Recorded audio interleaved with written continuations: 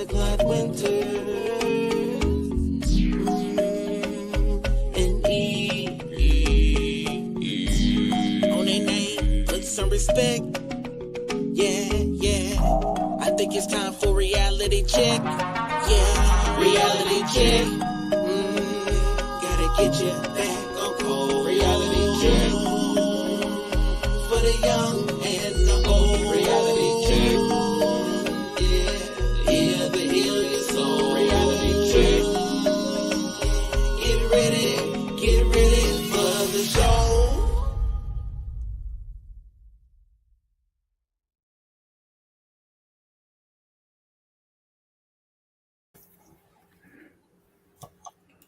Hey, what's going on, Dr. Winters? Everything is copacetic. Everything is just fine. It's fine.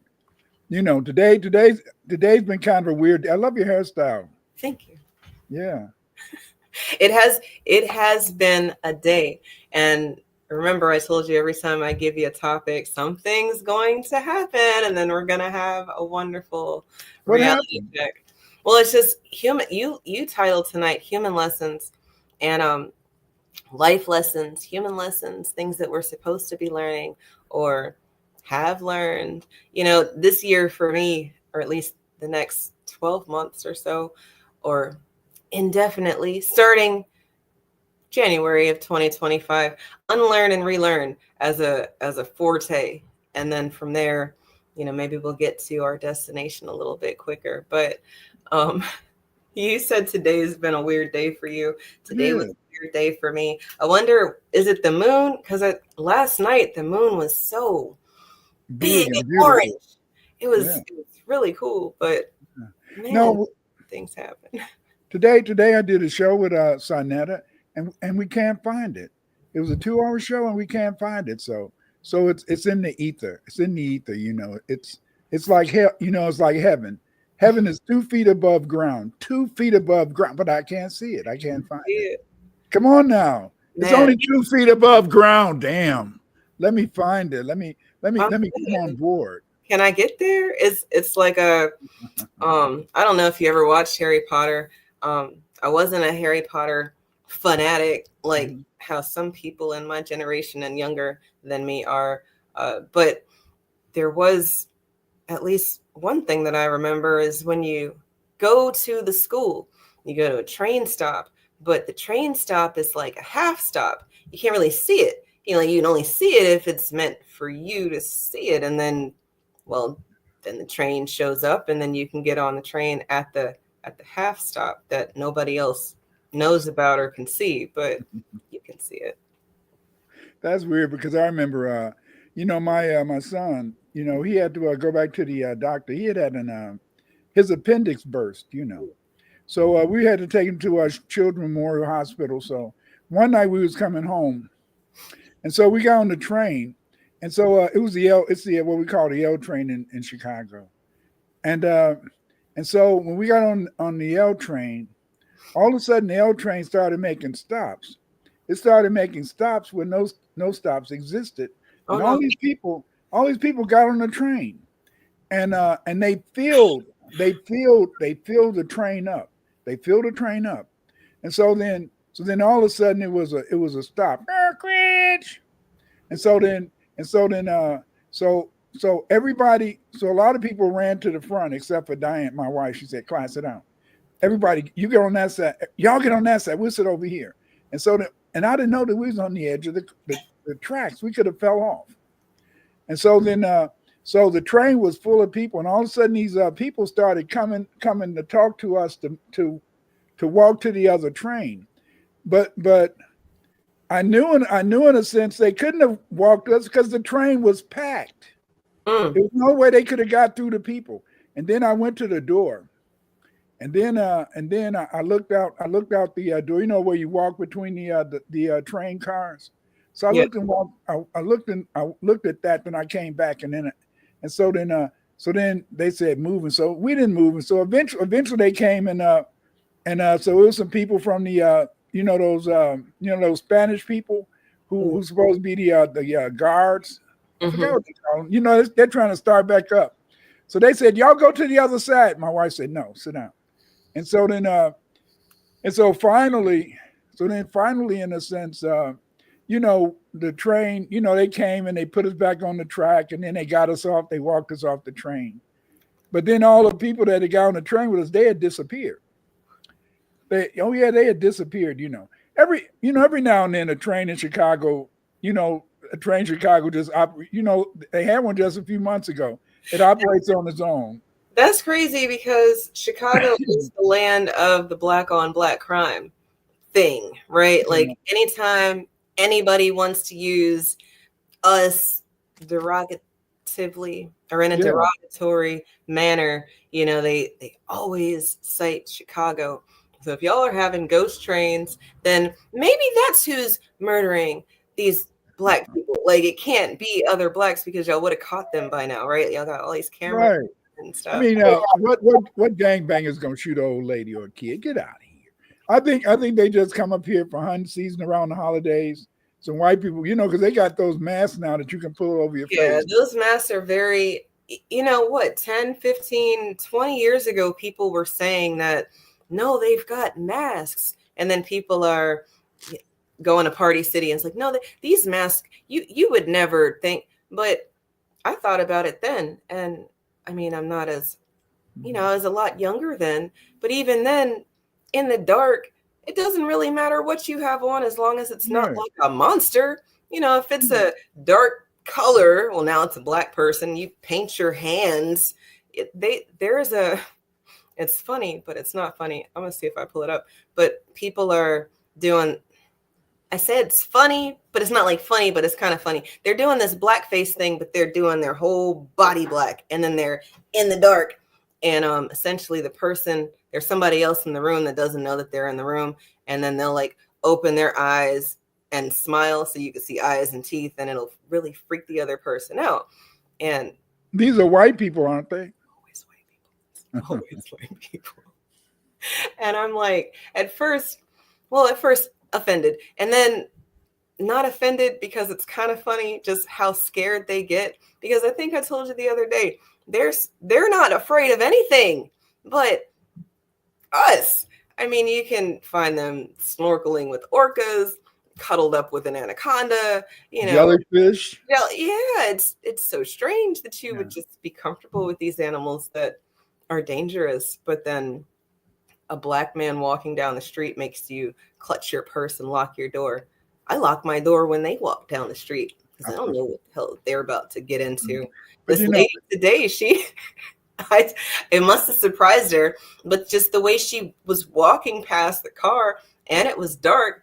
Yeah, I hit the thing like that, and I wanted her to see me hit it, and she and I'm like, how does it feel? I bet you never thought you'd feel that. I'm glad I could do that for you. Yeah, you didn't do that, did you, Eve? I did that today. Family, that's just Eve. It's just me. No, you guys, y'all be nice to people, don't make them feel uncomfortable around you.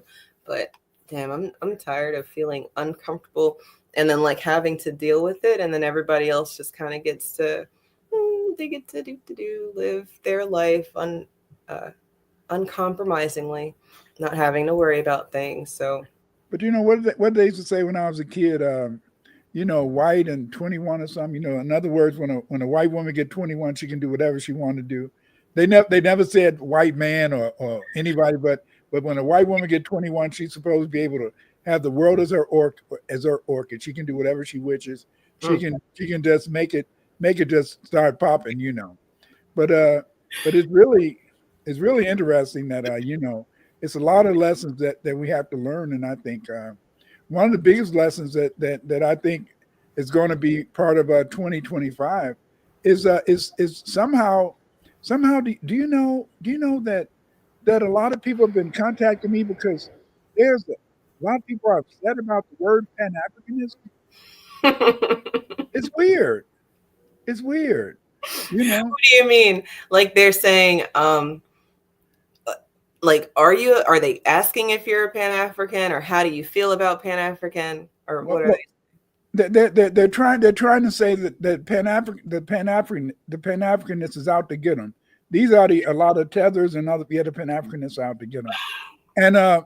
And they don't know what to really do because see, what is a Pan-Africanist? And then some are saying, what is a Pan-Africanist? I don't know what a Pan-Africanist is.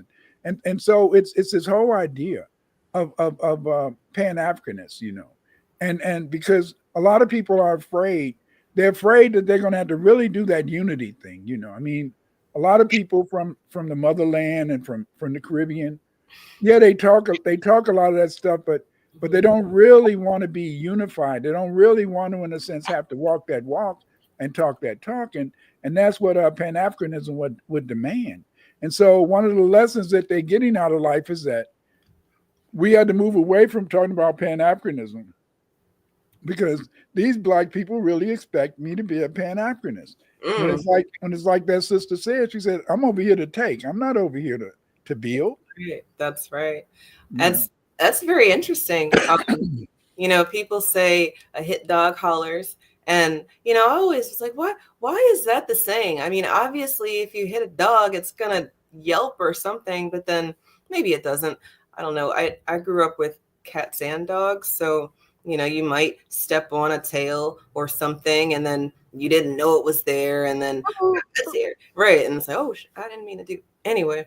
But sometimes people, they tell on themselves in the worst ways, even though they have no idea. And then it's like, well, now that you've told me the truth, I should be able to handle you accordingly. But then people are getting very offended that we're handling things appropriately now. Mm-hmm. Now that we know the truth and we're acting like, okay, well, thank you for telling me. I guess I'm a little upset that we've had to get here, but now that we're in the land of honesty, let's just move honestly. But they're like, wait a minute, no, actually, that's not. No, that's no. It was only a boat stop. We all got dropped off on a boat, and since it's all the same boat that we all came off of, then it should be for all for one. But the only problem is this: is that after 1776, there was no Atlantic slave trade. So and because in a sense, and by 1818, the Atlantic slave trade was outlawed. So then the vast majority of FBA could not have come on boats. So some of them are not our cousins. I'm sorry to say. Some of them are not our cousins, but I believe everybody should be a cousin. And we can be kissing cousins. How like when I was growing up, in the hood back in the day, oh, that's my cousin. Shit, that ain't your cousin, but that's my cousin. Everybody was cousin, uncle, and auntie, and it was kind of cool in a way. And I think people meant it back then. They moved away from that. The more money we got, the more opportunity, the more we were able, in a sense, to move away from our neighbors. It made people, in a sense, not want to communicate, not want to talk. And that auntie and cousin stuff, it kind of died out, and they didn't have that. They didn't have, in a sense, those feelings of community, those feelings, in a sense, of unity of purpose. It's funny you say that because we've always had family reunions as far back as I can remember. I mean, for the less than 4 decades I've been on this planet, we've had family reunions. And then now you'll see people having like family gatherings. You'll see other groups of people trying to emphasize this family unit. And I feel like it's a little phony because maybe there's a reason why you would have a family reunion, not just to keep in touch and stuff, right? But I don't know, when you said kissing cousins, it made me think of my eldest auntie, who she started our genealogy or our lineage paperwork, and just really finding out who we were on paper and finding all the censuses records and such. But who are their people? When people start dating, do you know their family? Do you know their mom and dad? What's their last name? Questions that people feel like probably are basic information, but there might have been a reason, especially when you come from where I come from, which is the land of the breeding. And like you just said, after 1776, well, we had to get them from somewhere. Well, let's just make some more. Well, how did you make some more? Thomas Jefferson's only fucking 10, maybe, so I don't know. Maybe he's doing more than that. But it's not like all these white men were the bastard daddies of, the bastard baby makers, right? They're making us do it to each other. And then. But it was certain groups like, a lot back when I was growing up, a lot of people from Kentucky and Maryland, West Virginia, a lot of them had a lot of incest.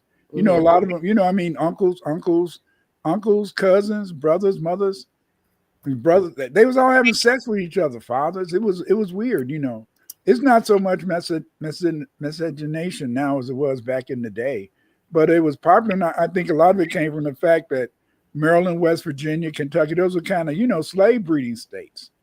And so maybe it became,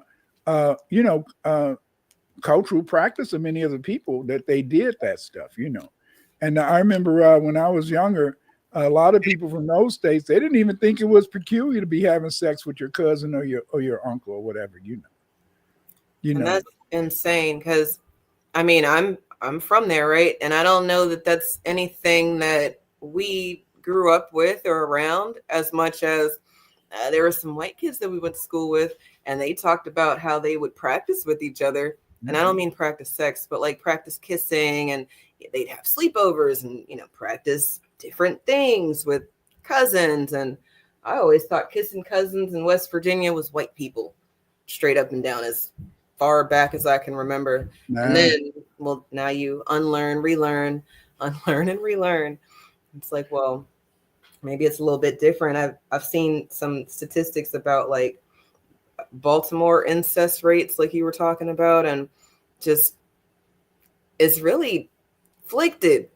Trying to use other words that aren't curse words. But it wasn't. It wasn't. It was known. It was known, and people, in a sense, practiced those cultures. It was ingrained in them, and I think, in a sense, is that a lot of things back in the day, a lot of things they used to tell you, you're not supposed to tell this part of the culture, Clyde. You're not supposed to tell this part of the culture. With certain things we were supposed to be hiding from white folks, but the white folks probably knew already.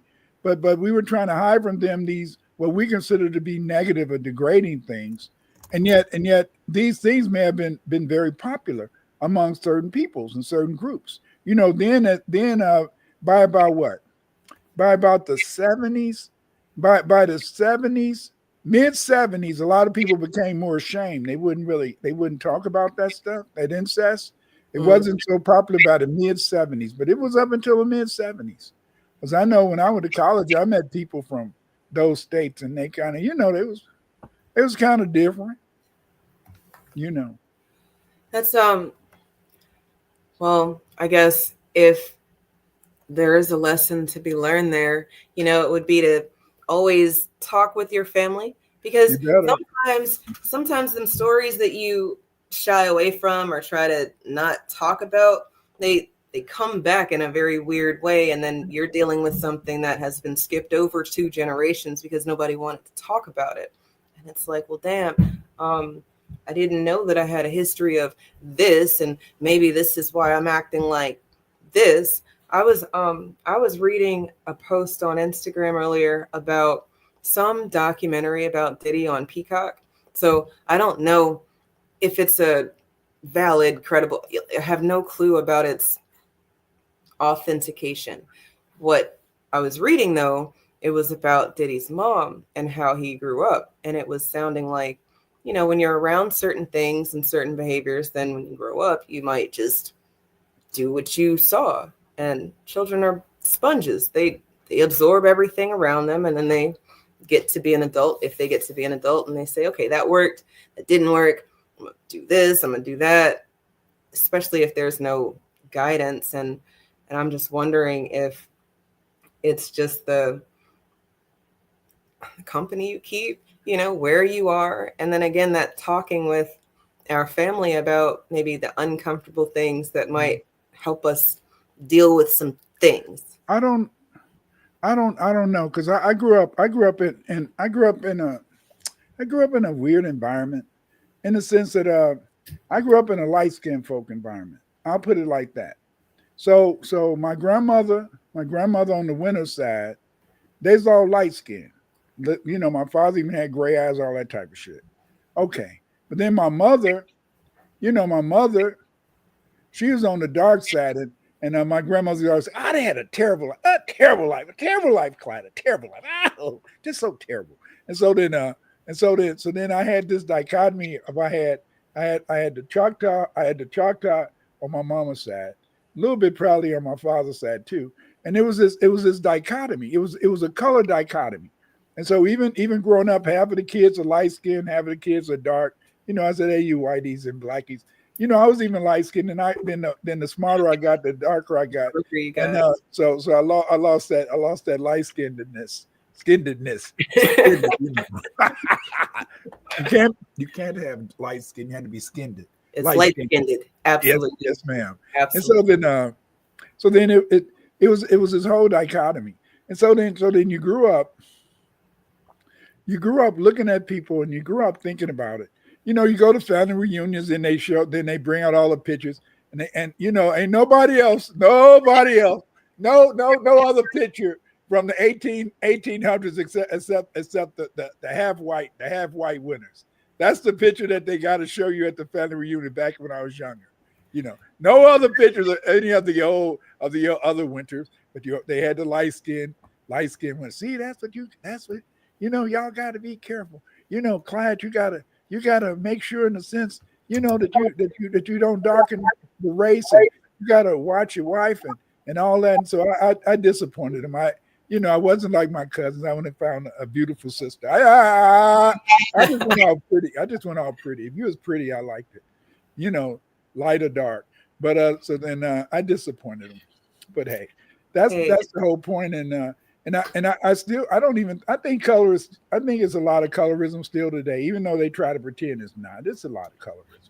Oh yeah, it's definitely colorism. I mean, it's funny because it's not funny. But Dorabelle, you're talking about trauma bonding in the chat, and you're trying to remove trauma bonding from your life. And I find that is how we've been able to kind of deal sometimes.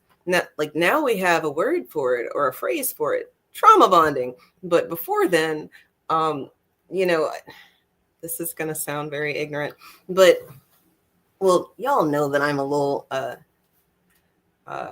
outspoken, and I've told y'all about the times that I've had my mouth washed out with soap. But you know, our parents were not afraid of whooping us. You know, if we deserved a whooping. And then if you didn't know who did it, everybody got a whooping, right? So then, you know, it's just like trauma bonding. Yeah. All of us who got whooping sometimes, you know, especially in our very big ages, we laugh about that shit now. And I think why did we do that? I did that as a parent. Why did I do that? Why you know, but then at the same time, you know, my mother and them, they was always talking about, you can't tell white folks nothing. You better not tell white folks nothing. And in a way, they didn't want you to be a squealer on your brothers and sisters either. They would whip your ass, but they didn't want you to be a squealer. And a lot of times you hear these people that didn't grow up in the black community or they grow up outside. They'll say, yes, you know, in the black community, there's this or there's that. No. A lot of that is internal shit. A lot of that stuff is, you know, they talk about, you know, that gangbangers don't snitch. Nobody snitched. You know, and that's just the way it was. You know, you didn't snitch, and your parents, they would in a way almost encourage you by whipping your ass if you told them. You know, like I remember I went in, I said, yeah, Marianne, that was my sister. I said, Marianne, she was fucking up. I didn't say that. I would have got my butt whooped. I said, Marianne, she was acting up, and I brought my mother a switch to whip her with. Real nice. Green switch. And so my mother said, "Oh, she did. I'm gonna take care of Marianne." And so she would always take the switch and put it on top of the refrigerator. And then she would wait and whip. And when I got in trouble, she would whip my ass with the damn switch. Wait, Mama, what is this? I brought the switch for Marianne. I brought it for Marianne. you were supposed to whoop Marianne with the switch. How did I get the whooping with the switch? But she was trying to teach you don't tell on your brothers and sisters. You don't snitch. Yeah. Yeah, that's definitely a lesson. And it's something that can save your life, save our lives. We have this tragic flaw of talking too much because we know so much. And I say we because I'm including myself in this population of people who talk too much. I'm trying to talk less, say a lot in little words. It's a task though. But inside of people talking too much, we do have a culture of not snitching because, well, what is it getting me? I feel like if it's not gonna benefit me, and then even if it does, we're taking another consideration, like, is it gonna hurt somebody else? Like, what are the factors involved? So when your family's got to stick together, because outside of this house, they don't fuck with any of y'all. Y'all better be cool with each other. You better watch out for each other. You can't put anybody above your family. You miss that lesson, and then your children are out in the streets, and then they know that their brother or sister's doing something that they shouldn't be doing, and they're not talking to you about it because they miss the lesson. You do tell, but you don't tell. There's some things you tell about, and then some things you like one of my sons when he got 20. So what are you smiling about, man? He said, "Ha, you didn't even know." It used to be a train that was stopping in the back of the house, and I would always tell the kids, avoid that train because you might get hit with it. We had a fence, but you could easily climb the fence where there was a gate to go. So he said, one day he got in his 20s. Okay. I used to go and jump on that train in the backyard. I said, I wish I would have known I would whip your ass. But now I know it's too late. That's and he thinks he thought he was doing something. That's funny. That's what I'm talking about. That's kind of like a trauma bond experience because, we're going back to something that, we want to address in a way that, we can kind of connect or have a memory of. You thought you were big and bad as daddy saying, no, you're not going to do this. And then your son growing into his britches is like, I'm going to get on that train. And then, oh yeah, he got on that train and then nothing happened. And that's good because damn it, what if something had happened? And then this be a whole other type of story, right? But then, I think that he'll use that. Does he have children?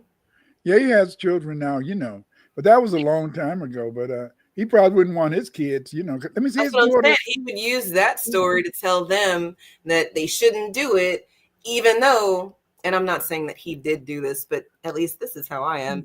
I use my punishments and discipline as a life lesson. Like, look, yeah, you can do this, but then I've done that. And let me tell you how it didn't work like I thought it was going to work. Well, maybe you're smarter than me. Go ahead. The strange thing is interesting is that my daughter, she has sons, but then my sons, they mainly have daughters. Only one of my sons has, only one of my sons has a son. The rest of them all have mainly daughters. It was kind of interesting, a lot of girls. You know what they say about that though, right? What's that? They say when a man has a bunch of girls, it's because they need a life lesson on how to treat women. Oh, really? Yeah. Maybe I did. Maybe I did raise a lot of children. Pigs. That's it. No, I like that idea. I like that. Maybe that's it. Maybe that's what it was. I made them all chauvinist pigs, and as a result, in a sense, the women that they married, they couldn't do it. But it was another thing. It was another thing they used to say when I was growing up, and I'm not going to mention that. But again, that's just one of those things. You have so many wives' tales in terms of what you should do and how the family should be this or what the man should do and how you make the girls, how you make the boys. Everybody had a conversation, When I think that, see, those there are some things that I think need to be monoliths. If you don't have certain pillars, certain traditions, then you're going to lose yourself. Not you might lose yourself, you're going to. And then are you ready for the person that you're going to become? Because let's just say you make it. Like, congratulations, you made it to 50 at this new type of person.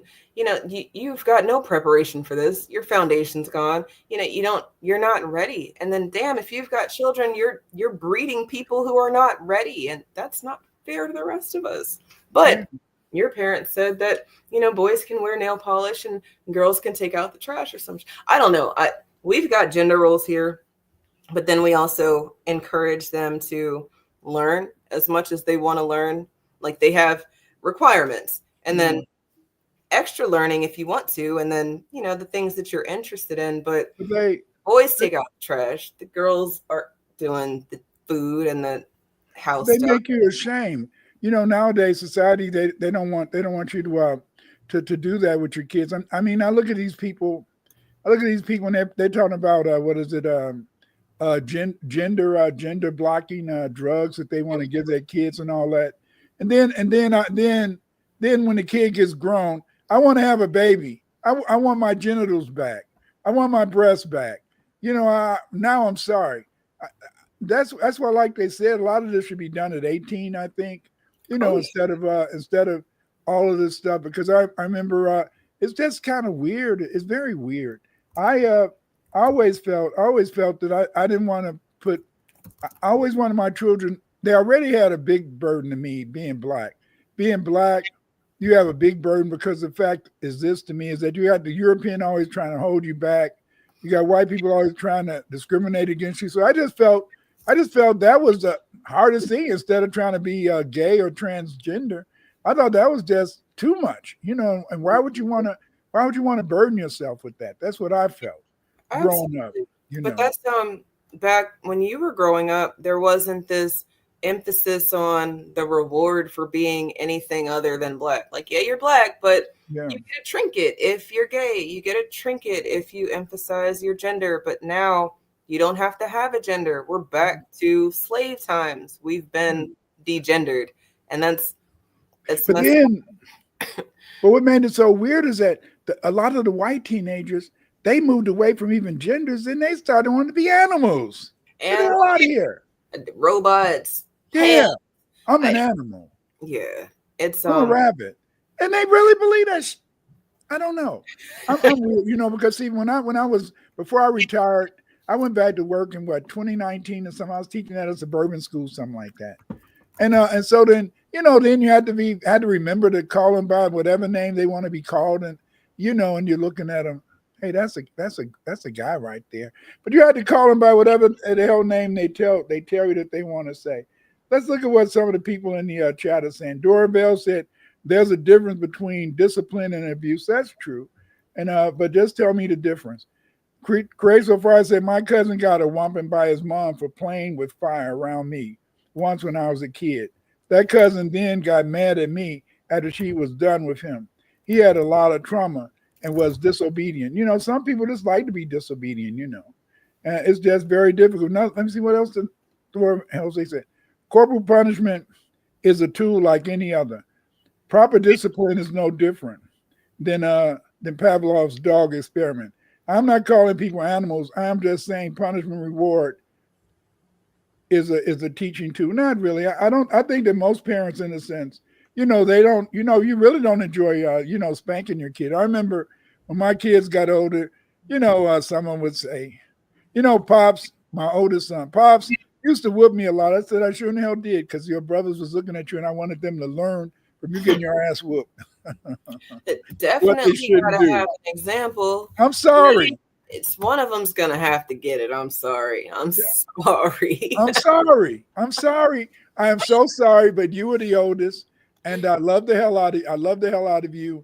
But I had to do this. And then a lot of times, then they would say, I got a lot of whoopings. I was at work all day. My wife didn't work. I was at work all day. How did I know that you act up? How did I know to whip your ass when I got home? How did I know? I wasn't there. But no, Mom is saint. Mom is a saint. Mom is Mom mom, is a mom saint, she is a saint. But obviously. but I'm doing the whooping, and I don't. Somebody had to tell me that you did something wrong. Somebody had to tell me that I should lay hands on you, or really a belt. But I used to have a belt or a paddle. They get maybe 2 or 3 licks. I wouldn't give them a lot, no real big whoopings and stuff. Then my oldest son, he was funny. I know, his wife listens. She likes you, Eve. And so my oldest son, his wife always listens to you. My oldest son, he used to try to put stuff in his pants, and so I whip him on his leg and stuff. That is, You're supposed to whip me on my butt. No, I can see it. I can see it. as my parents, when we tried that, they let us think that we were doing something, and then they told us to remove all of the layers down to the no layers, and then damn, it's like shit. We thought we were doing something. I shared something for us in the. Do you see it? Let me see. I'll bring it up.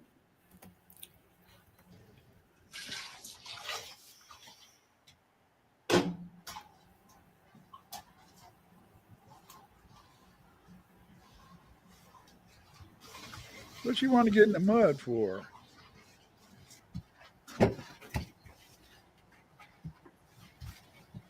What? What?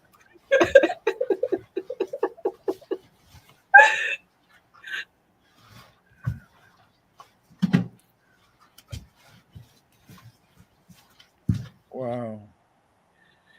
Like, I'm sorry. Yes, we are in a very weird time because somebody likes that. There's no way for her to be doing that, and nobody likes that. She didn't do that because nobody likes that. She's and it's some brother who would be happy to marry her. Well, there's some brother out there looking, especially if he's an immigrant, looking for that. These brothers from Britain. So Dr. Winners, we'd like to join your show, but you have to stop that. You have to stop a lot of that shit about we can't be with the white girls. You have to stop that. Stop it, Dr. Winners. Stop getting in our business. We have to have the white girls to take care of us. Get out of here. Get a job. And but that's how people feel. I remember at least nowadays when I was growing up. A brother would get the fattest or the ugliest white girl they could find. Some they had a white girl. At least now they get white girls who, if they, get nice looking white girls and stuff. So, it's kind of improved a lot. It's well, I'm glad you said that. Well, it's improved. I don't know. I think that we are in a very weird time where maybe back in the day people used to have diaries and journals. And maybe they told their journal or diary their deepest dark secret. Ever cheated before? Not with another human. What do you mean? I cheated on my boyfriend with his dog. It was a golden retriever. I mean, how did your boyfriend find out? He opened the door and I was in the doggy position. Ever cheated before? What? She told that to somebody. I mean, like that wasn't. We didn't break into her diary and read that. She's on camera telling, and then she's not even one of the butterface ones. She doesn't look like she would be having sex with dogs. But then maybe is there no look? I don't know. Maybe we can't tell anymore. There is no look. There is no look. But I mean, it's weird. I mean that is a weird confession. But again, it's Black Lyric. Look, I am not trying to traumatize y'all tonight as much as the lesson. Dr. Winters taught me a lesson about some of this stuff when you told me why we have so many laws on the books about having relations with animals. Animals, yes. And then from there, it's like, not that I'd never thought about it. I have thought about it. And then you see like AI, or you see, that's not a real mermaid. And then it's like, okay. And then some things I've seen, and it's like the way that these people have infatuations with these sheeps and goats. And then I've seen a goat person. I've seen a whole. Haven't you ever noticed? How do you think they used to get those people for the freak shows back in the 1800s? and why they outlawed having sex with animals. Sometimes these animals would conceive children, or some female would conceive Have a child that after being impregnated. I don't know how it works. I wouldn't. That wasn't me. But to me, it's just dangerous whenever you're involved in having these things go on, and they wouldn't have laws against it unless it was something that did occur. Absolutely. Watch this. In the moment, I'm living together with a German Shepherd bitch. For me, it is far easier to build an emotional relationship to an animal than to a human. And so for me, it's even easier to have some sexual context. It's easier for him to have sex. Like, I don't know. It's just the way that these people are so comfortable telling us this information. Like, first of all, I didn't even know that we were asking these questions. And then second of all, God damn, like, y'all need to go back to the caves. Like, go back to the caves. You know, when I was I once worked at a steel mill. This brother said, you don't know shit, Clyde. I said, okay. I said, I might not know you. Just because you college trained, I was working over the summer. Just because you went to college, you think you know anything. Have you ever had any good sex with a chicken? I said, get out of here. Yeah, what? That's the best with a chicken. That's the best sex you can have. I said, man, what did you country people do? I said, I grew up in Chicago. I wasn't on no damn farm. Hell no. Oh, my God. With the chicken. That's sex. Oh my God. They had Go ahead. They had a picture a few years ago where they had all these men sitting in chairs and the sheep in front of them, you know. So I mean, it's kind of bestiality. It's kind of common to them, but you had to understand in a sense is that's what you choose. To me, that's why I told you that a black person.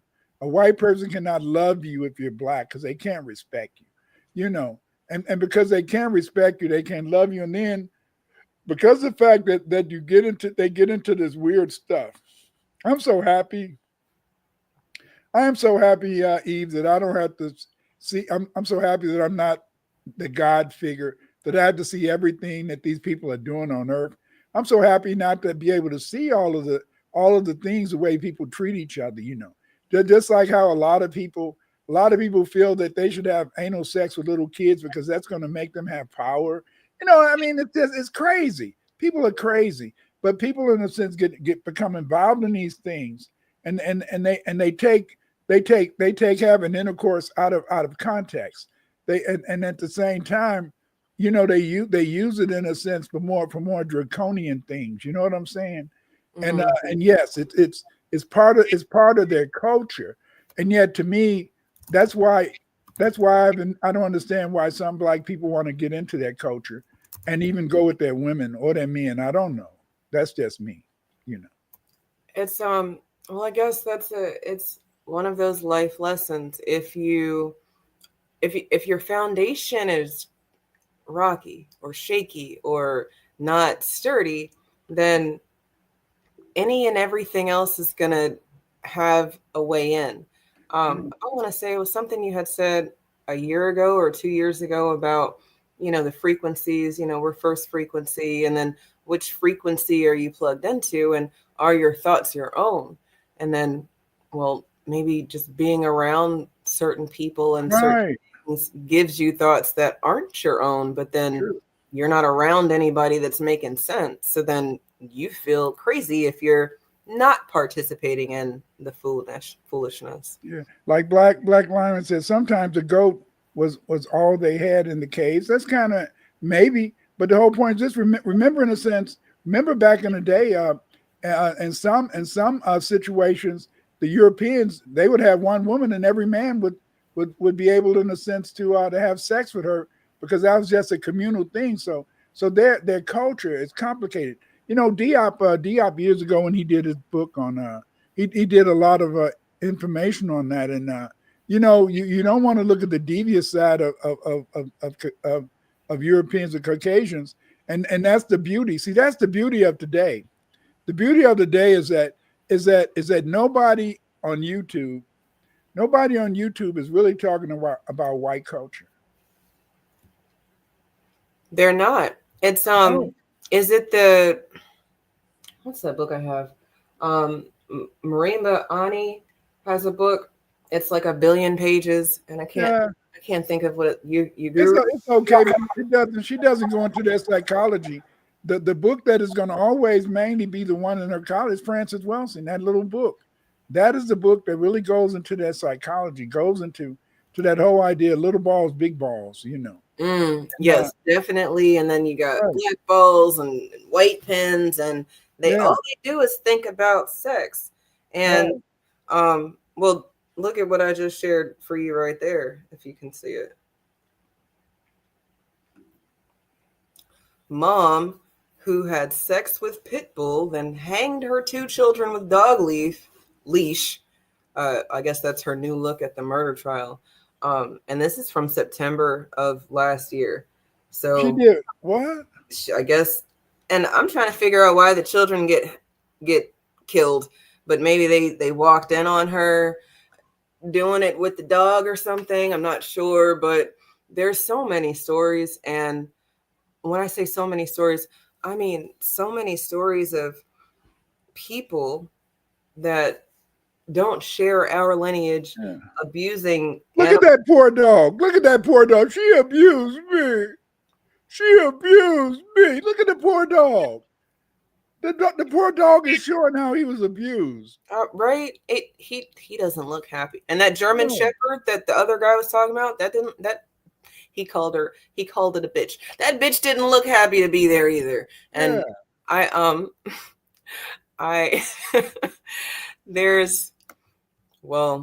sometimes animals, you know, they do the thing that children do when they're super duper honest about life, and then, you know, people ignore the animal, but it's like, maybe you shouldn't have ignored the animal. Like if an animal that's not normally violent does something to its owner, and then everybody's like, why did that happen? It's like, well, maybe they was fucking the animal or something. I don't know. There was another one that I wanted to show you, but like one day I stepped on one of my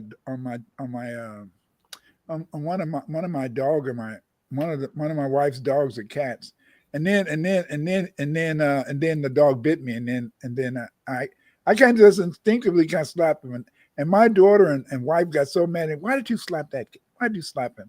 You stepped on her tail. I said I didn't mean to step on her tail, but she bit me. You know. So, you mean old man. He's a mean old man, Jetty. He's a mean old man. Yeah, I don't know. That was a dog or was a cat? What'd you say? It was a dog, a puppy. Dog. You know, when my wife died, we had 3 dogs. My wife died. They all said, "Shit, I'm leaving you, man." Oh man. Oh. Whoop. That's crazy. They said we go with mama. Yeah, well, yeah, they do. They attach to their human, and then, then you wonder why some animals are so attached to some humans, and I mean, I get it. White people treat their animals better than they treat us, but then still like an animal. It's very strange. But go ahead. But you know, it's like what I saw on Facebook a couple of weeks ago, and it said, "This is how we kept our dogs." And you know, the dog was outside freezing in the cold. Yeah, they kept him in a cage outside or in a fence. Now the dog is in your house. The dog can get on your bed, your couch. You know, play. You know. When I was growing up, hell, you could go over your grandmama's house. You did not sit on her bed. But now you go to people's houses. The cats, the dogs are on the bed, and you better not tell your wife that the cat or dog can't be there. So it's very complicated. Very complicated. It is. I think that's us, you know, being around them for too long. it's strange because the experiments of a couple years ago, the people who didn't participate in said experiments, as a woman, I find that my cycle's never been the same ever since lots of people around me started experimenting on themselves. And then it's very weird that I could have any sort of affects from people who I'm around as much as, this is my conspiracy. This is conspiracy talk, you guys. I'm just Eve. I'm not a scientist. I'm not a doctor. Hey, Marie. Hi, how are you guys? Fine. How you doing? I'm doing well. How's your evening going? Fine. Eve tells me that you're a provocateur, so I wanted a provocateur to join us. Somebody who could really add in a sense some spice. So how are you doing today? I'm good. I was cleaning. I am in the middle of cleaning the house. And I was like, let me pop in and just see what they have going on. See if there's something interesting I can jump on. Well, this has been such a week for us. And then we couldn't go live last night and then couldn't go live earlier. But then why couldn't you go live last night? Well, I guess we had just planned it bad, or I was thinking that Marie wasn't going to be up for it. And then I planned for something else and then just plans. But then today plans, and I didn't get home until way late. So adding into my crazy day. Did you have a crazy day? Mine was, I was off. I had my procedure this week, but I honestly thought that. So I knew you had your show today. That's why I was like, well, I don't have any other day because I knew that you were already doing your broadcast today, which I can't believe I called it a broadcast, but yeah. What do you think? What do you think, Marie, are human lessons? It can be a lesson in a sense that in terms of something that should maybe be a standard that you can live by. What do you see? What do you see as human lessons? What do you see as lessons that we should take from 2025 after 2024? Because I feel this is going to be my year. Oh, it's definitely your year. I shared what we were going to talk about on the bottom. We can pull it up. But it's definitely, I think, something that adds to the human lessons, life lessons conversation. Marie had posted this the other day about parents feeling defensive or attacked when they're asked to take accountability. And, it's a lot of comments up there. And I know that me and you talk about this. We kind of touched on it earlier, talking about your son who, well, not earlier today, but your cookie stealer. When your child starts talking about things and then really, oh my gosh, you were such a but you beat me all the time. And it's like, did I beat you all the time, or did it go a little, are you remembering that the right way? And I think that there's a lesson sometimes. But my sons do say they said that my second baby, my second son, he's been traumatized because I wouldn't let him hit the cookies in the can, and they had to wait too. But it's just that each child interprets their life, or they interpret their situation, their situation and experience is so different from other children. And that's the thing that makes it very difficult and very hard as a parent. It's very hard in a sense to know what allows you to do the right thing. What is the right thing? How do you find out what the right thing is until later? You never know when you're raising your child. You never know in a sense when you're trying to discipline her. Discipline him, her, whatever. So the point is this: is that what allows you to be able to define what is perfect and what is not perfect? What do we do? What do we do? How can you be for real? How can you have a real existence? How can you really feel comfortable? Because see, to me as a parent, you feel so much guilt. I felt a lot of guilt because, I'm spanking people, and I don't even want to spank you, but your mama told me that I should whip your ass. and yet I get the negative consequences of that. That's not fair. Marie, did your daughters get whoopings or spankings? No, I don't. When I was younger, But as I got older, I kind of, I don't know, it goes back to like kind of like maybe wisdom or knowledge. Like, okay, so if I can't have a conversation with you, then how am I really getting through to you? And is me whooping your ass going to, because I'll be honest, say I know a lot of adults, like I'll be honest and say I probably gotten whooped a few times as a child, but just a few wasn't enough to, I couldn't say they were physically abusive.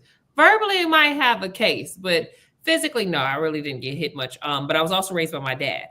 And he also felt too, if he couldn't talk to me, then that's the problem right there. Like we're not able to communicate. I can't see where you're coming from or vice versa. How am I going to get you to buy into the things I'm telling you? Because I don't believe as a parent, while one generation may have ruled with fear, I found that respect kind of went further. Because even as an adult, there's things now where I kind of frown upon, like, y'all did what?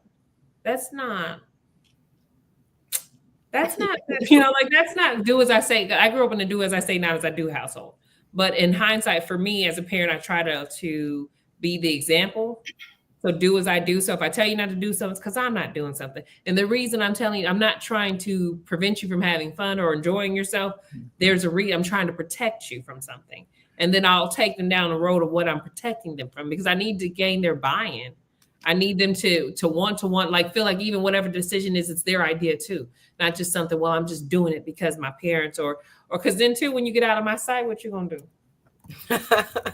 That's very true, because we talked about that earlier, once they're at their very big age, they'll take what worked and then toss what didn't work. And then if it's something that they've been waiting to do, like, well, when you get out of this house, or when you pay your own bills, or when you give them some sort of timeline, and then they're holding on to that timeline.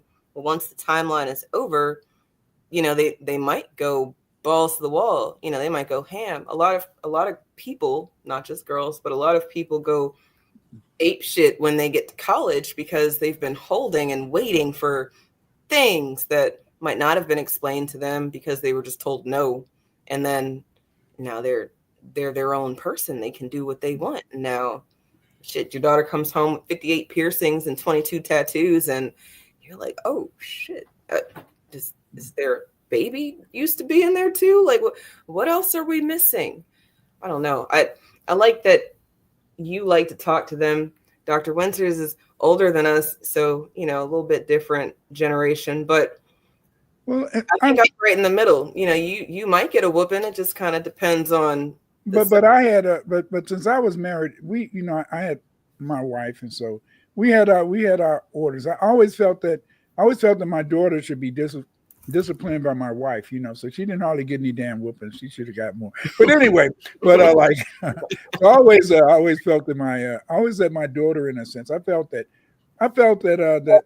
my wife should discipline, because I felt that the most beautiful thing to me was a mother who could have who was friends with her daughter, and that is a beautiful thing when a mom and daughter can go out and have dinner, they can go out and have lunch, they can discuss things.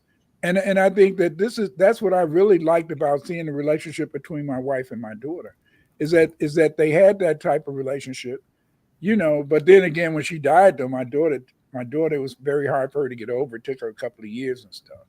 And but the thing is, it's I don't think she still is over it. But the main thing is that anyways, especially because I think at a certain point too, a girl and her mother can actually become best friends. Mm-hmm. That is it. That's the beauty of it. It's hard. And then you don't want it to be easier either, because then that would be a certain level of guilt too. Like I'm actually starting to feel like it's almost like being kind of like there's a duality. Like as much as I want to heal and not be in pain, I would assume too there's a party to too. It's like, well, I don't want to not be in pain, because like this is my mother, this is my best friend. So there's a certain level of grief, and grief comes in waves. But I think if anything, there's a part of you that doesn't want to forget her, even if it gets easier. And then you don't want it to get easier, because how dare it get easier? It's such a it's a double-edged sword almost. Yeah, I mean, that's crazy, because you'll hear the stigma that girls, we go through that thing, right, where we might not be friends with mom because maybe mom's got a cycle, I've got a cycle, we all got battling emotions going on, and then whose house is this? Well, I live in her house, so I got to follow her rules. But man, she's being a bitch right now, and then hopefully y'all get over that. And like you said, best friends maybe. And I always try to think about that. Dr. Winters, you always say that you look at people's children like little adults because they are eventually going to be. And I like to think of it not just that, but when I was teaching, a couple of times I taught elementary school, but I usually taught fifth through high school. And I was always amazed that I expected your 7-year-old to act like a little adult. But I didn't expect my 7-year-old and my grandchildren to be adults. I expected them to be little kids. But as a teacher, I expected that 7-year-old. I always felt that. To me, I felt that a kid gets cognition at 7. I think by 7 years old, a kid has cognition. What I mean by cognition is that they understand right and wrong. A friend of mine, Miss Poindexter, I loved the hell out of Miss Poindexter, and she died too young. But she taught 3rd grade, and she had 3 kids throughout her 20 years teaching that committed suicide. That were in 3rd grade, and I could never understand. Even though I know that by 8 years old a kid should understand a lot, I couldn't understand how these kids could be so emotionally overwhelmed at 8 years old to commit suicide. And this was before. This was even before this period. This was back in the 80s. I think that suicide is a very heavy subject, but when a child does it, maybe they don't even really get that this is the end. And then if they do get that this is the end, then like you just said, what did that child go through to make them want to end it all? Like nothing's ever going to get better, and this is it. I would almost think, to be honest with you, a child probably has a less experiences to pull from than an adult. So imagine I've only been on this earth 7 years.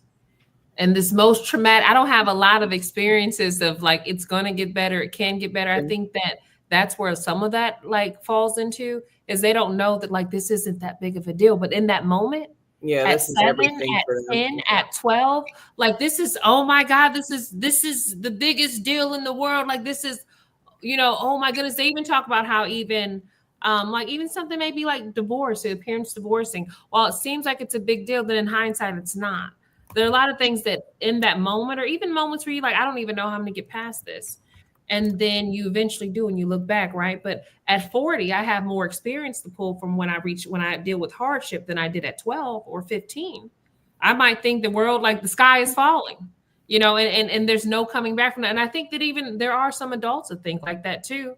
But I would assume that when you decide to like kill yourself, the thought process is that like you don't think that there's anything else left, or like you've exhausted whatever it was, or whatever. I feel like you felt like it was the end, right, as opposed to where it was something that could have been resolved or what have you. But we're actually seeing more of that in males.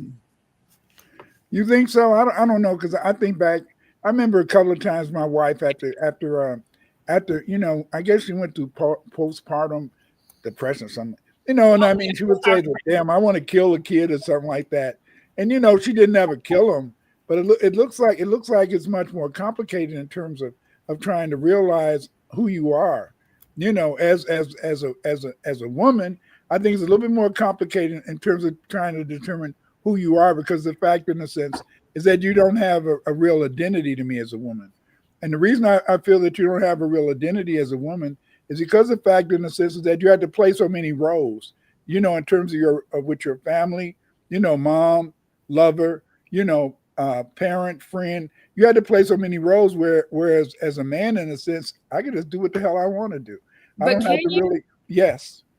I would think that it'd actually be the opposite, right? So as a woman, there aren't as many expectations on me. Yes, I have all these roles, right? But no one, like, there's like no rule book. But I would think, to me, for men, the expectation is that you should be a provider. You should be this. You should be strong. You should be tough. You should be a builder. You should blah, blah, blah. And all I really have to do is, like, for the most part, the expectations the world has of me is just smile and look pretty. Make sure and you look pretty.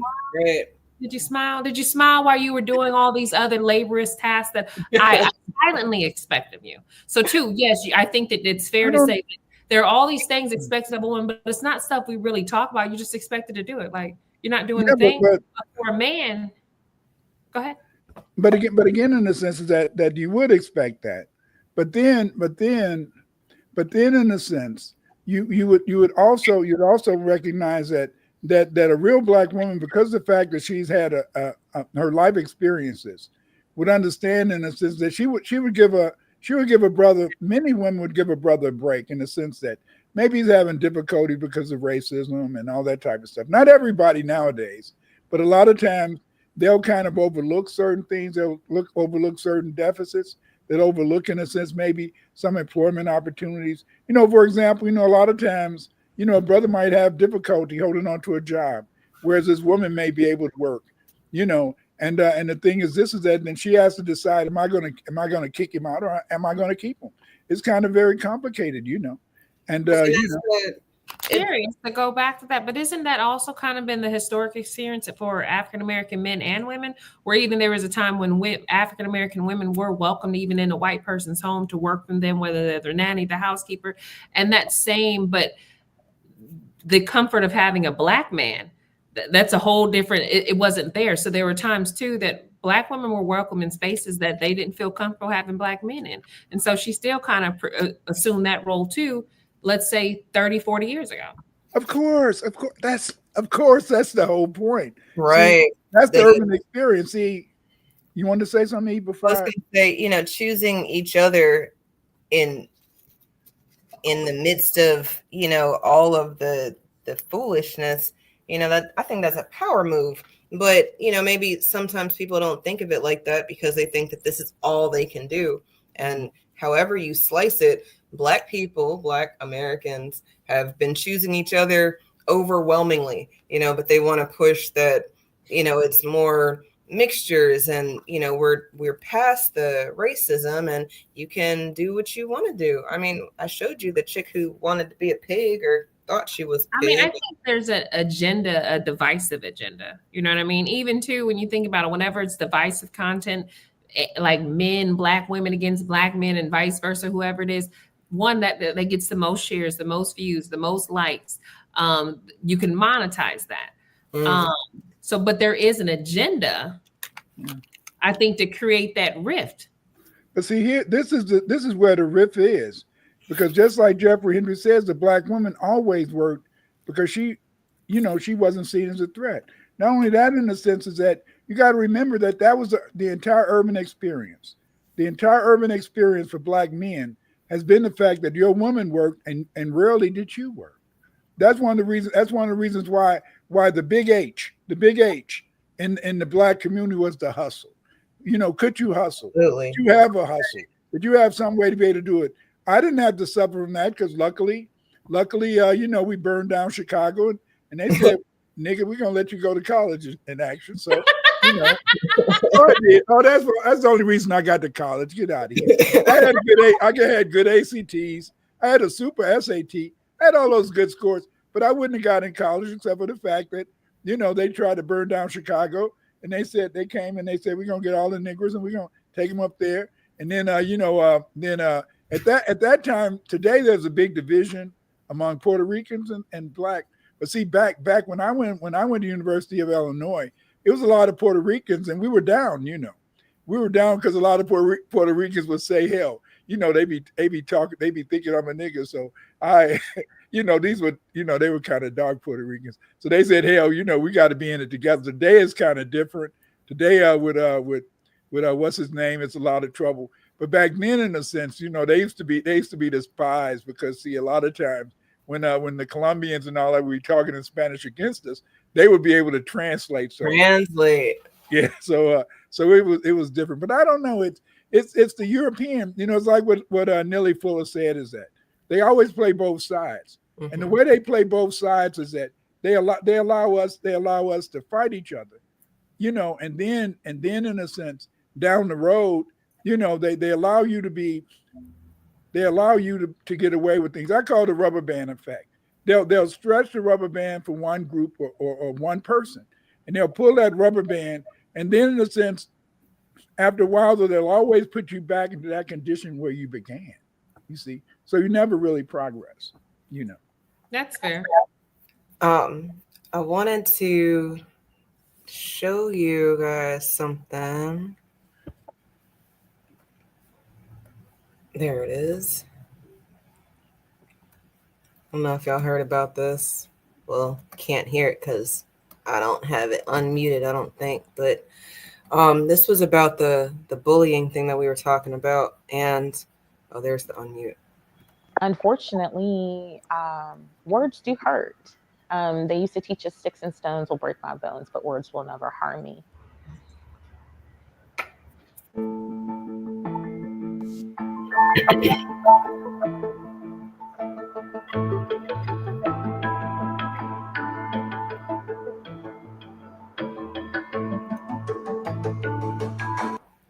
I hate when it's just the music and then everybody has to read. But essentially, this 12-year-old girl was bullied to the point of no turning back, and she tried to kill herself. And then the bullies, they went to the ICU and mocked her, took video and pictures and mocked her. And I'm like, what was her background? How is that possible? What was her background? From South Carolina. Was she FBA? Kalia Turner. I'm not sure. I know that, well, especially now with us delineating, it's very interesting how people will talk about something that happened to them. You know, they might shy away from the racism aspect, or, you know, they might shy away from certain things because they don't see themselves as having to fight that fight as much as that might have been the reason that you're fighting the fight. But when I was reading the story, the teacher, it was like a white teacher, and the bullies, I don't want to say the teacher was participating, but she wasn't making it stop. You know, you've got the adult in the room, and kids just being kids, you can only use that for some things. After a while, it's not kids just being kids. And then, well, this little girl felt like she didn't have an out. 12 years old is not third grade. That's more like sixth grade. But still, I mean, but you know, it's kind of hard. It's kind of hard as a teacher to really protect your kids completely, because a lot of times, you know, you can be doing everything you can in the classroom. Sometimes they'll follow them home, harassing them, you know. Or Right. And I guess nowadays with Facebook, they can be even much more aggressive. Go ahead. No, go ahead. Keep going. And so then, because the fact, in a sense, is that there's it's a lot of fear out there. It's a lot of destruction. I remember when I substituted for a second grade classroom, because in my school, you know, they didn't want to pay the substitutes. So on your break, a lot of times they want you to go and sit in somebody's classroom. And so I'll never forget these. I was teaching in second grade, and how these girls, in a sense, they would stretch conformity, you know, and that you can't be so and so's friend, but you can be my friend. And I thought that was very very interesting to be taking place in a second grade classroom, because that was, in a sense, a way to put pressure on you, even at that early age, that you had to conform to a certain group to be able to be accepted, you know. So, but again, this whole idea with Ms. Poindexter and people committing suicide at 8 years old, it's kind of crazy to me, but I can understand in a way. I don't know. I feel like I have so many questions. Like, even how did the kids get into the hospital room to take like, where are the adults? It would be easy. I mean, don't you think they could just be bold? You know, most of the time, as you said, that is crazy, because, you know, when somebody's in the ICU, usually you had to be family. Yeah, that's like. And a lot of hospitals, I don't know where this took place at. I know a lot of hospitals, children can't even come up unless you're about to die. Listen, and you need to be immediate family on some list or something. To me, it's just like, and even the idea that I don't even know, like, you know, it's one thing kids do something and they don't always think of the ramifications. But if the kids were to put her in that position, what type of, I guess my thought process, what kind of parenting or what's happening that, like, the kids don't, there's not some kind of, like, like even being mean, you should have like a limit or like, whoa, that was, I was never my intention or anything like that. And for you to find like make humor and something like that, I don't know. It seems kind of sick to me. I don't know. I taught when I was teaching. I didn't see where kids ever had a limit. They didn't have a limit. Bullies never had limits to me. Yeah. I mean, you try to fight them or something, then that's when they finally might get some accurate. Like when I think about, I remember I think I had someone telling me some story today. I was like, no, I remember being 5 and this girl telling me I wasn't invited to her birthday party, and that really hurt my feelings. And so I hit her, and I got suspended. And but I was like, she really hurt my feelings though. Because at 5, you telling me I can't come to your party really it seemed hurtful. Like, yeah, Reginald said, let's see what he said. He said, I think as a parent, it's up to you to check often, daily, to see if your child is being bullied. They should understand that getting bullied is not something you stay quiet about. It's interesting. It's interesting. But many of us work, and may not have the time. I know my oldest son, I used to sit him down when he's in high school. Once a week, I sit him in a chair and say, well, what's going on? And he'd say, why am I sitting in this chair, Pops? I say, what's going on at school? Why am I here? Why am I here? I said, I want you to tell me what's going on. And sometimes they tell you, sometimes they'll hide it. But I think it's easier when you're not by yourself. When you have children that are close in age, I think it's a little bit easier, because sometimes, the first child, if you're the oldest, you're going to have the problem because you had to make friends. And because you had to make friends, that means that you had to deal with people who are outside of that home, and you had to find some way to integrate into that community. And so I think that the oldest child suffers the most in terms of trying to grow up, but if they have a big brother, big sister, then sometimes in a sense, they're going to be shielded from a lot of problems. They may have to fight sometime, but often in a sense, they don't have as many problems as being the oldest. That's a good point, because I never thought about the making friends aspect. The oldest is the entry, and then everybody else that comes through, you're so-and-so's brother, or you're so-and-so's sister. You already have your people already kind of know you, even if they've not. That can be hard though too, if you're not like, you don't fit them. My youngest used to. Oh yeah, right. Taylor's sister, and then Taylor's like studious, this, that, and at the time, to me, it was definitely not any of those things. It was there, just not being applied, and it was like they held her to a higher expectation. She's like, I don't need all that just because my sister skipped a grade, did all. Look, I'm here for a short time, like a good time, and for a short time, not a long time. I don't need her reputation following me. Yeah. But what you said about it being easier when it's not just you, I would agree. I think, Marie, you would agree. Your ex-husband was there, not like there, he's in the military, but still, it's a shared responsibility. And then, we're kind of existing in a time where people think that they can do it on their own. And I'm not saying that you can't do anything on your own, as much as should you do some things on your own? Like right now, if it takes 2 to tango, then are we really giving them the best start if we're not doing it together? Or, like everybody's an individual, sure, but don't we need each other for some things? But it's harder today because back in the day, it was some adult at home. It was some adult. Yeah, grandma. Grandma. She may not, granny ain't work or whatever, but she was there as adult in the house. They may not really been watching you, but they was in the house.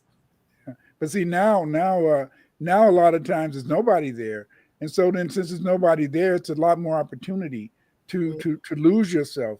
And but again, I never did understand with Mitch. I really wish I would have asked her, why did those kids do that? But it's just that as I said, we see as a teacher, I saw a kid at 7 being an adult, but I didn't see my kids at 7 being an adult. I saw my kid at 7 being a kid, but when I was teaching your kid has to understand and have to do everything the correct way. They had to be able, in a sense, to manage things, be able to understand what's required of them and be able to get their studies done. And so then, but in my kid, then give him a break, don't be so hard on him, That's not fair, is it? It's crazy. It's not. I don't know. I've always chuckled at that because I always, as an educator, not that children aren't children, but you are going to be an adult at some point, if you make it there, and I really want you to make it there, but damn, you're going to be an asshole. Some of these children are already the adults that they're going to be. And it's like, oh no, I don't want to have to deal in a society where you're driving anything on the road because you don't pay attention to your surroundings at all. You're going to be a horrible driver, and not like you're judging them as much as you can kind of see it at all of our different ages, the people that we're dealing with at all of these different ages. Don't y'all see some childish behavior sometimes? Like, damn, wasn't that high school? Or did we ever grow up? Or do we not grow up? We kind of stay at that spot. You said you actually unpacked a lot. If you think about it, I'm like, well, I was going to respond to your first part of your comment a long time ago. Growing up, how I grew up, what's the word I'm looking for? I try to look for context with everything when it comes to my daughters, her friends, or whatever. I'll say that even like COVID, I've seen a change in my kids just being isolated.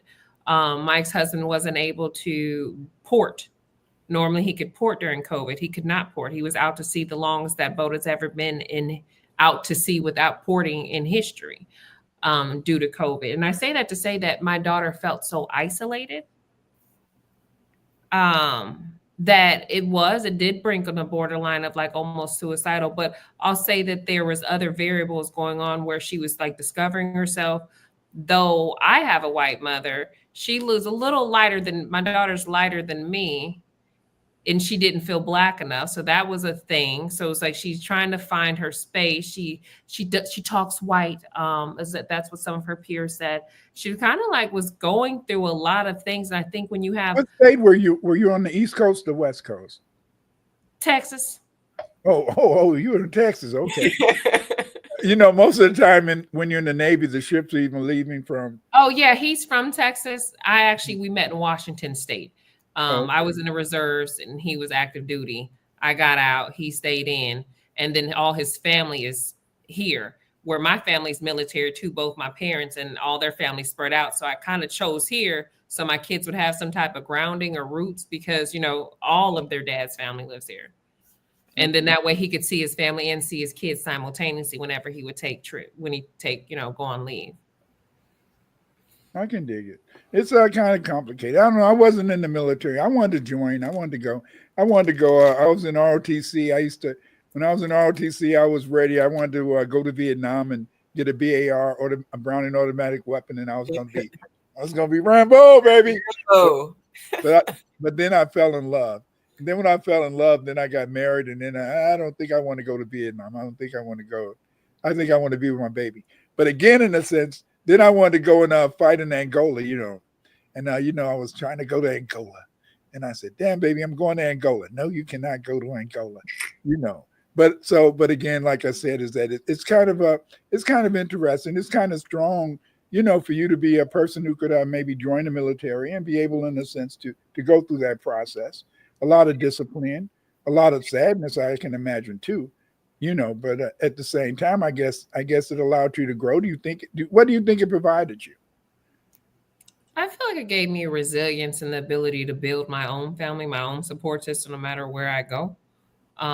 Because even too, like when you're a lot of times, depending on where you're stationed, you can't just go, like you can't go have dinner with your family or go down the street. If you're in Guam, Hawaii, Japan, that costs money for you. So you have to kind of make do with what you have. You have to create your own community, which I think that's allowed me. But I also know what it's like to be the only child, the only this, or the person that doesn't have any relatives somewhere, or where I grew up in a suburb outside of Chicago. It was like everybody. What suburb? Evanston. Evanston's a crazy town. Because it's so much incest in Evanston. So yeah, so everybody is related to everybody, but I was the one person that wasn't related to nobody. So a lot of people don't. Like my daddy's from my dad was raised in Buffalo, New York. Like my mom's from Oregon. So none of my people, but they all know each other. They went to the same high school. They went to the same junior high, college, like, or not necessarily college, but they all know each other. Like, that's such and such cousin. This is that, because the Black community is small there. It's so much incest, because I had worked at Family Focus out in Evanston, and I know exactly where that is. And those people, those are the people in Evanston, very mixed up. They're very mixed up, the Black people. So it's a wonder that you have a lot of militants, that you have a lot of confidence.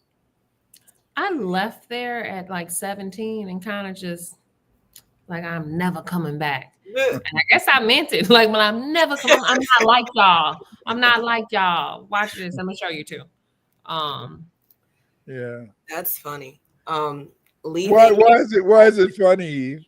Well, because leaving home at whatever age you left home, there's going to be some life lessons, some human lessons there, and then what you said, Marie, about making sure that your daughters had a foundation that they could, call on. I think that that's an important example to give, while you had to learn how to make do wherever you were, find your tribe, find your family. We've talked about that, Dr. Winters, when you find your people, and then you're like, yeah, this feels like home.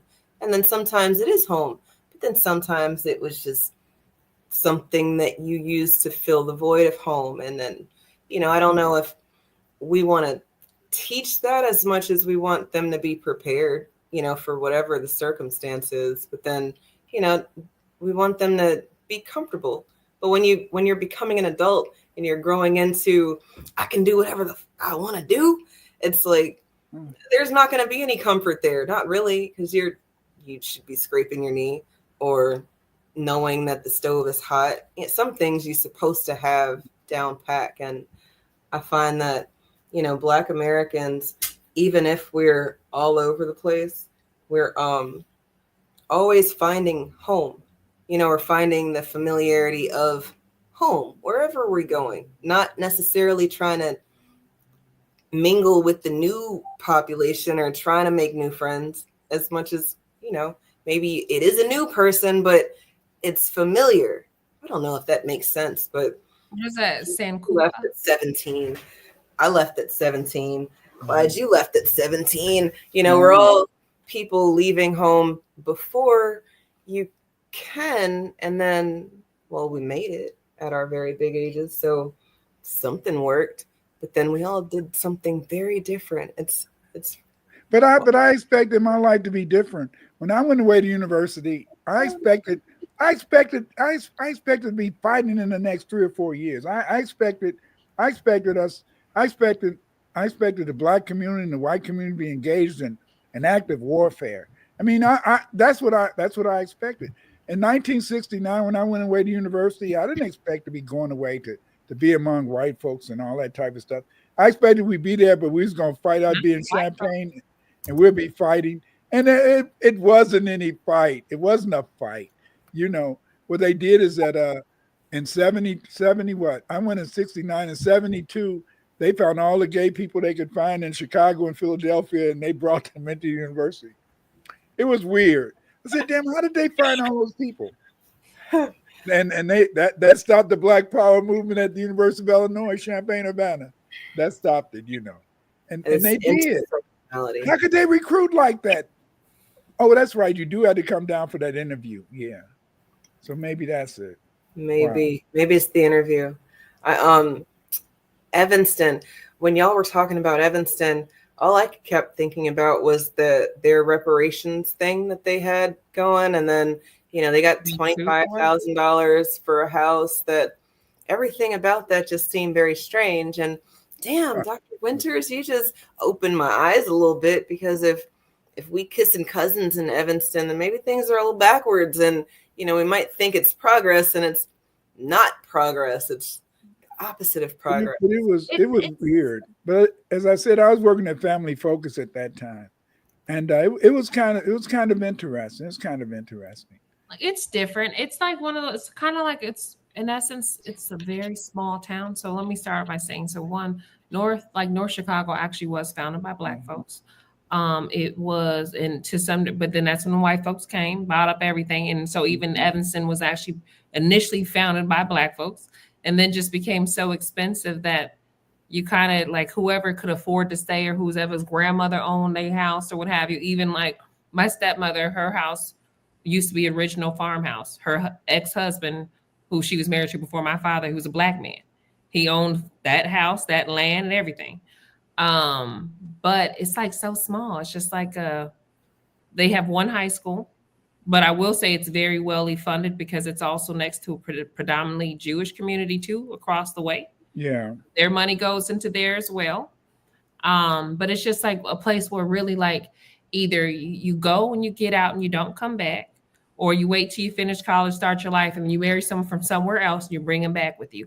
Or you kind of just there, and the next year you're there, your kids there, your grandkids there. It's like a But when I was there, like I said, it was kind of interesting. It was weird. It was a weird place. But again, like I said, is that I was a Black Power all my life, so I can't, I don't understand. I remember they wanted to give me a scholarship at the University of Colorado, and my coach told me I was Black Power because he didn't like me, so I didn't get to go to the University of Colorado. So hey, no Colorado for you. Yeah, I wonder. I probably would have been a different person though. I think we're all one decision away from a completely different life. Yeah. Hey, there you go. That's how you get to heaven. It's right there. It's right in front of you too. Well, I believe in reincarnation, so I'm not really popping up in heaven like that. Like I'm gonna stop by, and then I'm gonna come up with my next reason, and then I'm gonna shoot back down, whatever my next lesson is. But I really don't want to come back to Earth. See, most people have more than one lifetime anyway, because you can split when you go to heaven. You probably your soul is up there now. You could be two people. I know my wife before she died, she said, she could talk to her guides and stuff. So she was into that stuff. And she said, right now we're in Italy. And she said, I'm your mistress. I said, damn, I wish I was him. I'm 60 something. I was 60 something that day. I said, damn, I wish I was him. At 60, it's not as good as being 20 or 30. I want to be him. But again, like I said, that's the beauty of it. That's the whole thing about even in terms, and now I didn't say this, even in terms of being Black Power, even in terms of having a Black identity, it is so wonderful to be able to do that. And then at the same time to be able to realize in a sense that you have control or power over who and what you are, which is impossible, Because I remember I hated when Nellie Fuller said that the white man dominates everything. And then I've said this before. I say this all the time. But then I said, how could he dominate everything? Because I'm married. I was married. I married my wife, and the white man had nothing to do with that.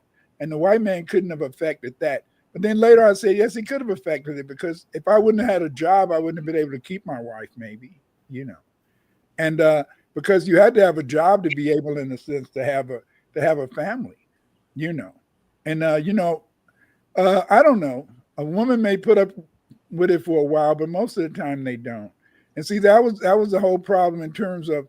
I remember I wrote an article years ago. It was for psychology. It was an article for sociology, and I discussed the fact that the only time that a Black man really felt as though he was a Black man was doing sharecropping, because when you went to work on a sharecropping farm, the man brought the family, but outside of sharecropping, the family has always been based upon the employability or the employment of the woman, because women could get jobs in the urban area because they could be maids, they could be domestics, and very few brothers got to be chauffeur. I wish I could just cut this part of what you're saying, like, and just put it in like a repeat reel, because the way I be wanting to pounce on folks for the commentary of what women signed up for, and I'm like, no, Black women, y'all wanted that was Black women never had an option. Y'all never had an option. No. We did not. We've always had to. There was not an option for them not to. How dare you get on here and use white male propaganda to then try to, but okay. Because sorry, I love what you're saying. But make you a short of this part Yes. of the show. Put that on the channel. Well, anyway, see, this is a calm. See, this is a calm part of the show. We're not really being militant. I was militant earlier today, talking with Sarnetta, but somehow the tape disappeared. So that was really powerful. So I don't know. I could be kind of a little bit more meek and mild. But the thing is, that show you that y'all can't find, that the information must have been so heavy that it just broke the connection. I wish I knew what y'all were talking about. But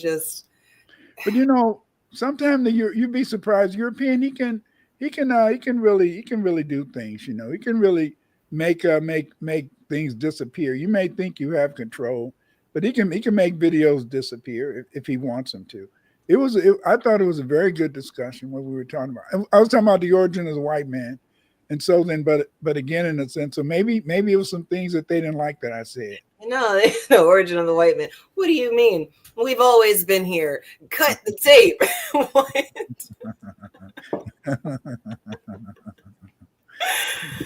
But it's crazy. I was so Marie, on our show we were going to be talking about parenting, and then on this show we were talking about life lessons, and then put them together like butt cheeks, and we have a reality check with millennials adulting. And I think that, I like my Wednesday shows because it's like a bridge between generations. Like we kind of get a perspective that you be trying to stump me. Tell the truth. You be trying to stump me. You be thinking of questions that that he can't discuss this. No, well, you always surprise me because remember. Oh, I don't know if you got the text, but have y'all seen Doctor Strange? The movie?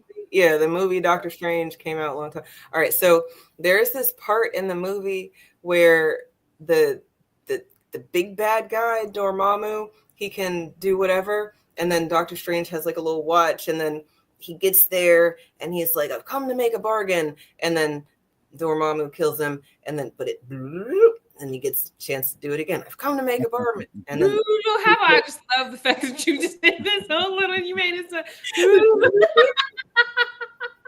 But right, that's what happened. And then it just keeps happening over and over again. It's this Groundhog's Day, and then I wonder if some lessons are repeated because we don't get it, right? But then when y'all were talking about death, I was like, damn, is that why we keep coming back? Because we didn't get it, and then we get a chance to get it. But then, Dr. Winters, you messed me up a while ago, because what if last time I was a white man, and you were a white woman, and you were a white man, But see, most of us, I'm coming back with a white father and a black mother. So I believe that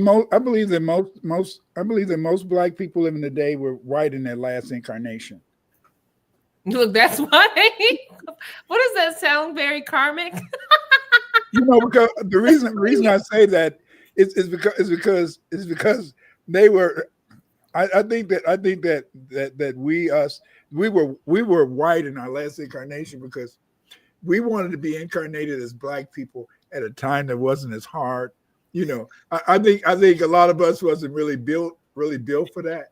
Because see, it was hard back in the day. Nowadays, I look at my kids and others, and they, my son, my oldest son, the other day, we were talking last week, and he was talking about the fact of how these Indians, a lot of because I had him when I was going to university, and he was talking about how they used to discriminate against them and all that type of stuff, and how he felt that since he was black and the Indian boy from India was black, that they should be brothers, and he said they weren't.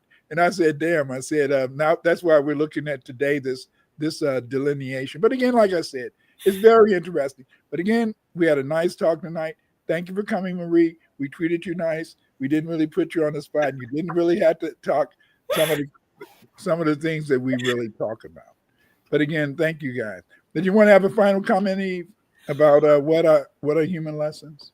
Well, just Jeffrey in the chat, I think maybe he got lost somewhere in the conversation. Nobody's telling you these are things that can be proven, at least the last part of our conversation with regards to reincarnation and, heaven and things that nobody's been able to prove. But a thought that I had, though, ancestral memories and then things that we remember that we weren't here for. I don't know if we were white in the past life as much as we could have been, maybe. Sure, it makes sense, the karma of it all. If you were punishment, or I mean, what if right? That's what I'm saying. Like, it could be. What if you got to? So what if you were black previously and you did something good, so then you got to be black in the easier time?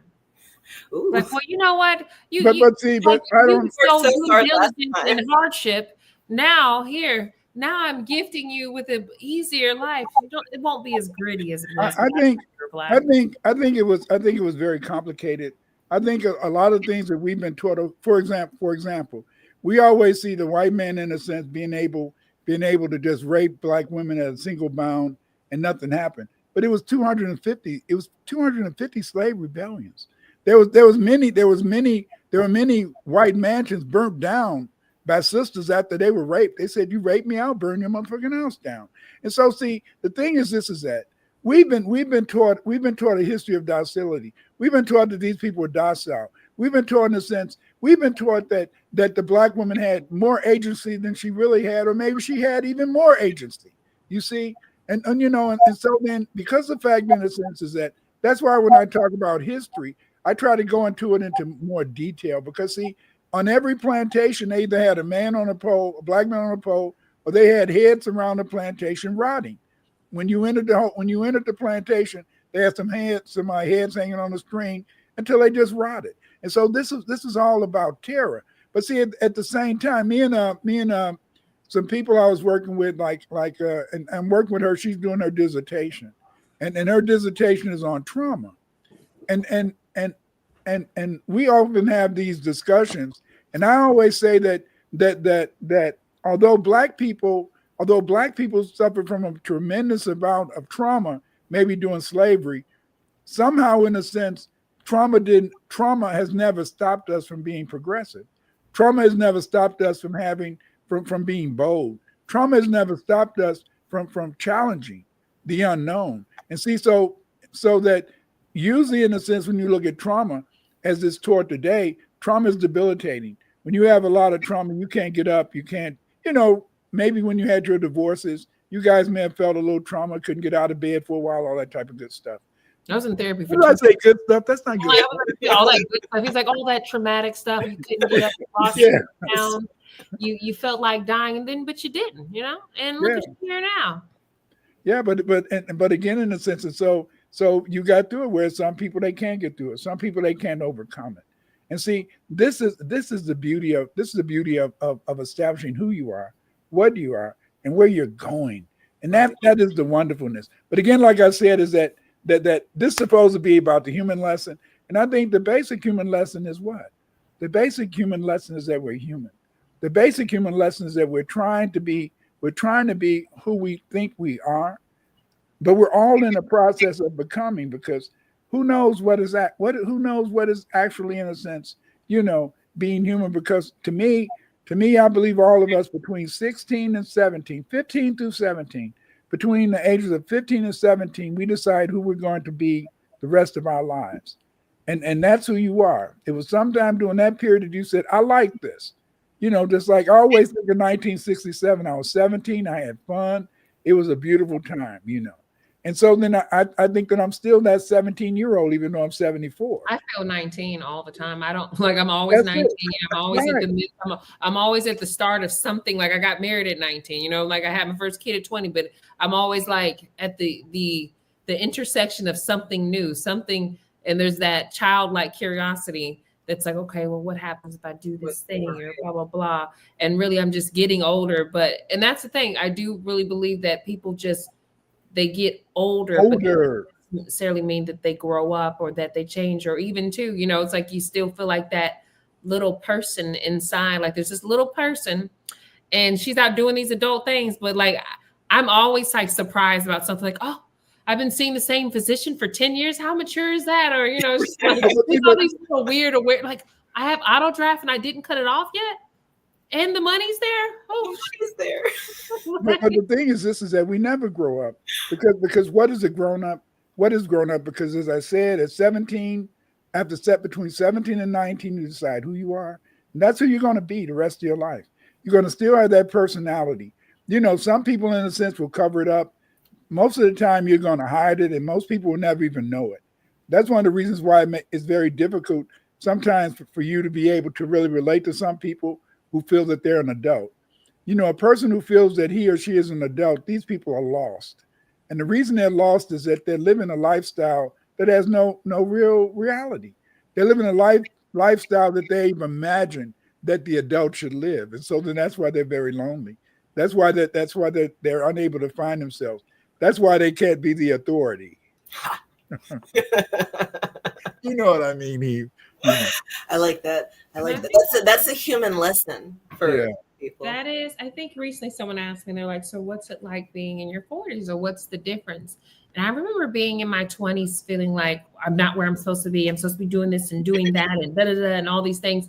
And I was like, I feel like being 40 for me is really just accepting I don't know everything. I do not have all the answers. I'm going to be blindsided somewhere in there. And guess what? It's okay. Like, and the sky isn't going to fall because I don't know what tomorrow brings. The sky isn't going to fall because I'm unsure of something. In fact, there's going to be a plethora of things I think it comes to that, like the conclusion, like, yeah, you really just don't know what to expect. And that's okay. And like, you're not going to die. Like, for real?